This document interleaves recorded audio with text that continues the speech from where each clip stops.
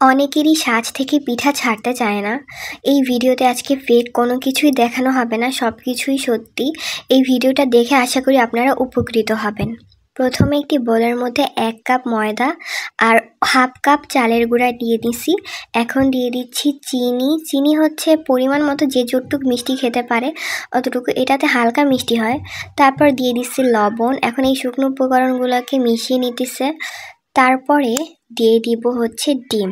একটা ডিম ভেঙে এর মধ্যে দিয়ে দিতেছে।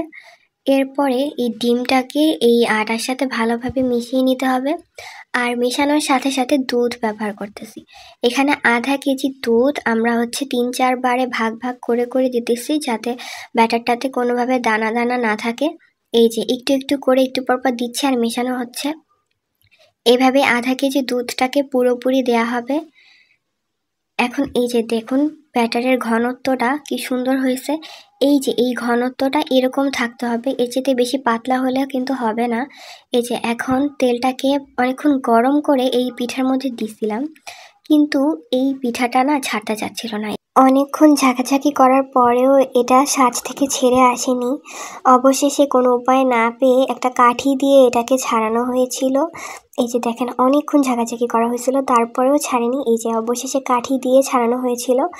এর পরবর্তীতে আবার যখন দিতে গেছে তখন ভুলবশত এটাকে পুরোপুরি ডুবিয়ে ফেলেছে। এটাকে কিন্তু পুরোপুরি ডুবানো যাবে না, এটার উপরের সাইডটা যাতে ব্যাটারের মধ্যে না লাগে সেদিকে খেয়াল করতে হবে। শেষে এটাকেও কাঠি দিয়ে ছাড়াতে হয়েছিল। এবার আবার এই যে দেখেন পুরোপুরি ব্যাটারের মধ্যে দিয়ে দেওয়া যাবে না, উপরেরটা খালি রাখতে হবে। এই যে দেখেন এখন কিন্তু সহজে ছেড়ে আসছে। প্রথম 2-3 বার ওরকম হবেই, ছাড়ানো যাবে না। এর পরবর্তীতে এটা ছেড়ে আসবে যখন ওই সাজটা ইউজড হয়ে যাবে এই তেলের সাথে। এই যে দেখেন এবার উঠেছে। প্রথম কিন্তু নরম থাকে, কিন্তু এটা যখন ঠান্ডা হয় তখন শক্ত হয়ে যায় পিঠাটা। এই যে আবার সাজের মধ্যে দিয়ে দেওয়া হয়েছে। এখন আবার ব্যাটারে চুবানো হবে। এটা কিন্তু তেলের মধ্যে বেশিক্ষণ না, এই 7 থেকে 8 সেকেন্ড বা 10 সেকেন্ড এরকম রাখলেই হবে। এই যে দেখেন এখন সাজ থেকে সহজেই ছুটে আসতেছে। যতটা ইউজড হইতেছে ততটাই সহজে ছুটে আসতেছে। ধীরে ধীরে এটা আরও ইজিলি ছুটে যাবে। এই যে পরে দেখাচ্ছি। এই যে দেখেন এটাও কত ইজিলি ছুটে যাচ্ছে।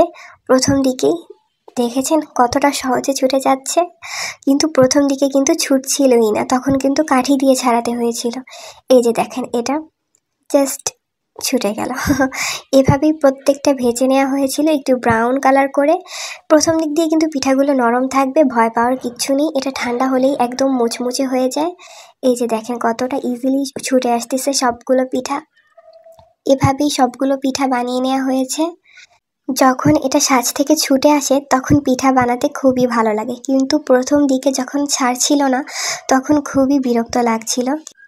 তো আমার সবগুলো পিঠা বানানো শেষ। এই যে আমরা অনেকগুলো খেয়ে ফেলেছি, বানানো হয় আর আমরা খেয়ে ফেলি। এই যে শেষমেশ এই কয়টা হয়েছে। খেতে খুবই মজা, কি বলবো, একটা খেলে আরও খেতে ইচ্ছা করে। আচ্ছা একটা আপনাদের ভেঙে দেখাচ্ছি কতটা মুচমুচে হয়েছে। এই যে দেখুন কতটা মুচমুচে হয়েছে, একদম দোকানের মতো মুড়মুড় করে ভেঙে যায়। এই যে